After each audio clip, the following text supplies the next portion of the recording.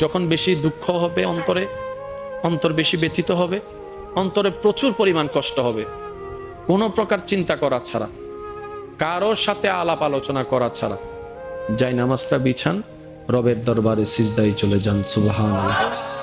চোখটা বন্ধ করেন, চোখের পানি ছাড়তে থাকেন, মন হালকা হতে থাকবে, সিজদায় রবকে বলতে থাকেন, যা বলার বলতে থাকেন, যেভাবে বলার বলতে থাকেন। মনে রাখবেন, আপনার সেই মনের বেতার ভাষা হতে পারে আপনার রক্ত বুঝবে না, আপনার ভালোবাসার মানুষ বুঝবে না, আপনার প্রিয় মানুষ বুঝবে না, কিন্তু আপনি যেভাবেই বলেন না কেন, আপনার প্রত্যেকটা শব্দ আপনার রব্বুল আলামিন বুঝবেই বুঝবে। সুবহানাল্লাহ। আপনি যখন ওনাকে দুঃখের কথা বলবেন, উনি আপনার দুঃখটাকে হালকা করে দিবে, সেই দুঃখের খবর প্রকাশ করে আপনাকে কখনো বেইজ্জত করবে না। আর আপনি যখন সুখের খবর পেয়ে রবের দরবারে সিজদায় চলে যাবেন, তখন আল্লাহ তাআলা খুশি হয়ে আপনার সুখটাকে আরো বাড়ায় দিবে। লা ইন শাকার